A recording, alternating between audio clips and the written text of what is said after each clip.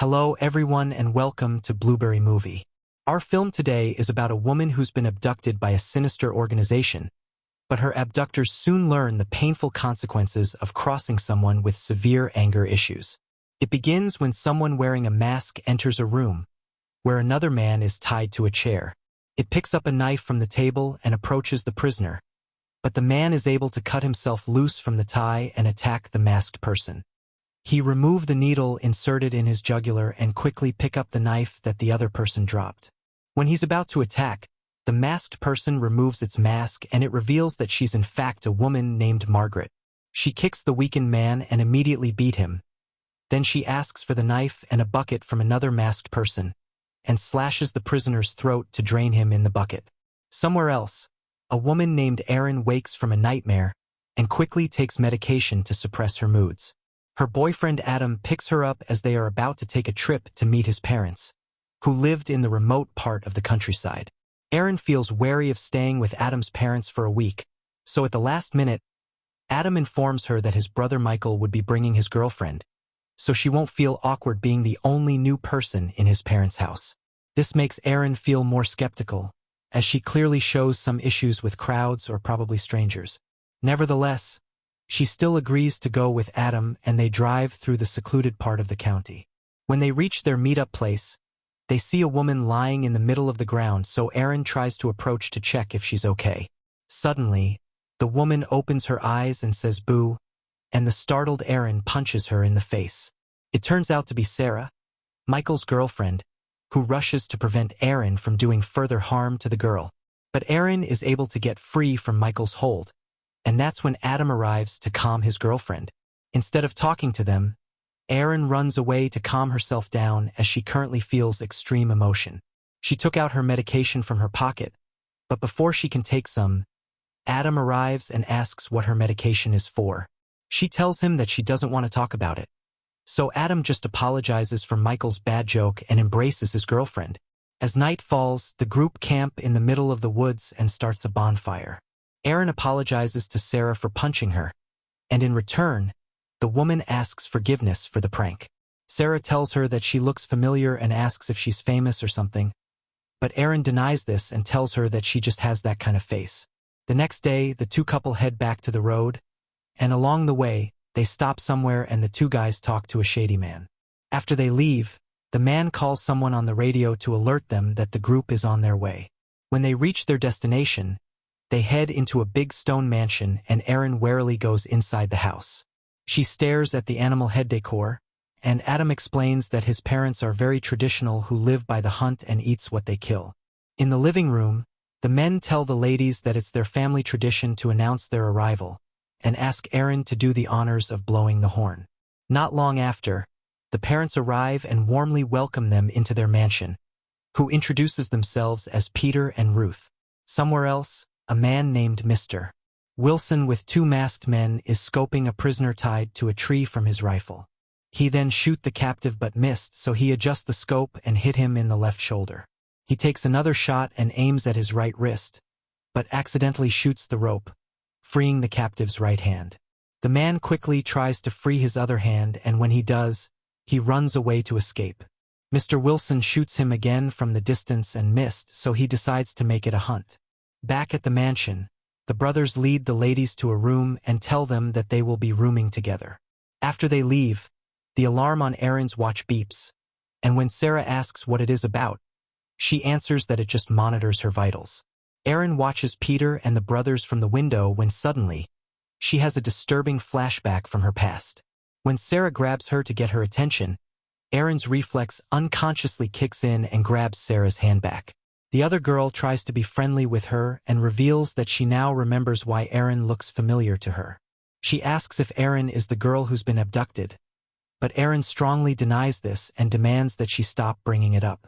Meanwhile, Mr. Wilson tracked the runner into an abandoned barn and quickly beats him. After he finishes him off, he declares like a lunatic that it will be a closed casket for the dead man. While taking a bath, someone approaches Sarah from behind and starts giving her a massage. She thinks that it is Michael, so she let him continue while talking dirty to him. But the hand clearly belongs to a woman who suddenly pulls her hair. When she turns around, She sees that the hand belongs to Ruth, who weirdly tells her that she's beautiful. Back in the room, Erin's watch beeps again, and she frustratingly takes her empty medication bottle out, which seems that the alarm is to remind her to take the medicine. She goes out of her room to look around the house and find an old family photograph who looks exactly like Adam and the rest of his family. Just in time, Adam approaches and explains that they're his ancestors, who settle in the land in 1838. When Adam tries to get frisky with her, Erin reacts harshly and throws the man on the couch and leave. Adam looks at her strangely and goes to the barn where the girl's stuff is stored. He then takes a bottle of Erin's medication from her bag and goes back into the mansion. At the same time, the girls are ready for dinner and Peter warmly greets them. They ask for their bags as they've been wearing the same clothes for 2 days now, and Peter promises that their bags will be in their room after dinner. They now notice how strange the family is, but try to ignore it as there's nothing really bad has happened yet. At the dinner, Peter serves them what seems to be a red wine, but once they drink it, Erin notices that the family didn't drink theirs. She immediately feels dizzy, and when she tries to escape, she gets knocked out by Adam. Sometime later, Erin wakes up tied to a chair facing Sarah, who's been in the same predicament as her. When she asks what they've been doing to Sarah, Adam answers that they've been collecting the merchandise as his family is into an import-export business. He shares that the key to adrenochrome harvesting is adrenaline spikes, hormones, and cortisone thrust. He adds that it takes a certain skill to get it all in the bloodstream, because before they can extract it, the donor needs to be in maximum pain. In return, Erin tells them that she's going to finish them all, and the brothers just laugh at her statement. Outside, Peter and Ruth are waiting for Margaret, who arrives with 2 masked bodyguards. She immediately asks for the client's whereabouts, to which Peter answers that he's at the playground. When she asks about the new products, Ruth tells her that they're with the boys as they speak. Meanwhile, as the brothers continue their work, Ruth asks Michael to bring a product sample for Margaret to show the client. After he leaves, Adam tries to instill fear into Erin by taunting her with a knife, but the woman stays collected and unaffected. When the man approaches her, Erin's watch beeps and she is suddenly able to break the arm of the chair and free herself from her bindings. She then beat up Adam until he's unconscious, and proceeds to take the bottle of her medication from the table. But when she's about to take one, she decides not to and instead helps Sarah get free. At the playground, Margaret meets the client Mr. Wilson and they negotiate a deal about the product. When Mr. Wilson declares that his partner will be willing to pay any amount for premium merchandise, Margaret gives the signal to show Mr. Wilson a sample. In Mr. Wilson's hand is a glass of blood, which he declares as the elixir of life and fountain of youth. He then drinks the liquid from the glass and afterward, he tells Margaret that he'll be taking all of their products. It seems that the family sells blood elixir that was forcibly taken from their captives, so their clients can drink it to stay youthful. At the same time, Erin and Sarah make their way out to escape, while Michael finds his unconscious brother in the room. When Erin's watch beeps, Michael gets alerted by the ladies' location and proceeds to try to capture them. When the man finds the girls, Erin fights Michael, who loses his life when the woman finishes him off with his own knife. As they try to find their way out, they hear noises from other captives all over the place, and Erin decides to help. Outside, Ruth asks Peter to check on their boys when suddenly, some of their captives have been running free into the woods. They let Mr. Wilson hunt the escaped captives, while the family goes back into the mansion to investigate. Peter finds Michael's body and quickly tries to look for Adam to check if he met the same fate. When he finds the man alive, he lets him drink some of their product so Adam can get back his bearings. Peter tells him that Michael has perished, which extremely upsets Adam. When Peter tells Margaret about Michael's death, she lashes out at the couple and tells them to get out of her way. As the 2 girls reach outside, Erin knocks at the door of a small house near the mansion and beat the man that answers the door. She then ties him to a chair and asks where the med kit is, but the man taunts them that they don't know what they're getting themselves into. Erin retorts that it was Michael's thoughts too, before she drops a locker into his head. The man asks if she met Margaret yet, the leader of the whole operation. Erin ignores him when suddenly, they hear a call for Billy from the radio where they need to hunt for the escaped donors. When Aaron asks him about the nearest phone, house, or any sane person, Billy answers that there's nothing within 100 miles, and even if she finds someone, the family probably owns them. When Billy adds that Aaron is in their nightmares now, the girl retorts that they don't know what nightmare is, but they will soon learn. As the two girls leave Billy's house, Aaron encounters Margaret waiting for her in the corner. Margaret is able to get the upper hand on Aaron, while Adam holds Sarah hostage. Later, the family found Aaron's background and learns that the woman has been abducted at the age of 4. Throughout her years of being captive, she's been subjected to the most heinous acts of torment and depravity which lasted for 15 years.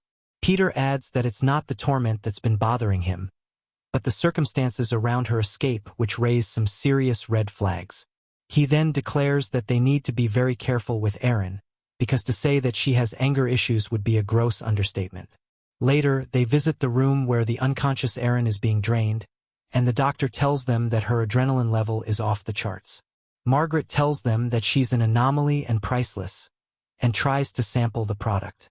But before she can drink it, the doctor cautioned her that with as much adrenaline as Aaron, it will definitely kill her. He adds that he even wonders how Aaron can stay alive and not explode with her adrenaline level, and the product from her needs to be diluted before consumption. Later, Aaron wakes tied to a chair again along with Sarah. She then promises the other girl that they'll survive this, as she had been in a much worse situation before. Meanwhile, Margaret renegotiates a deal with Mr. Wilson, intending to sell Aaron for a much higher price. When the man agrees, Margaret tells him that they will be hunting the price tag herself, and her only condition is to make her feel the pain and suffer. Mr. Wilson happily obliges and Margaret proceeds to introduce him to Aaron. Margaret even proposes a bet that if Wilson finishes the girls first, his fee will be forgiven. But if the family is able to find them first, the man will hand them a blank check. When Wilson accepts the bet, Margaret cut the girls loose and tells them to run.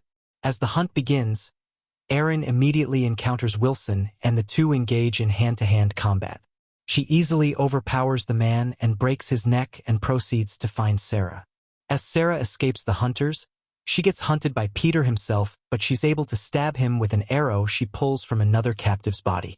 Aaron is able to finish off several masked men, while Adam discovers Peter's fate and finds Sarah.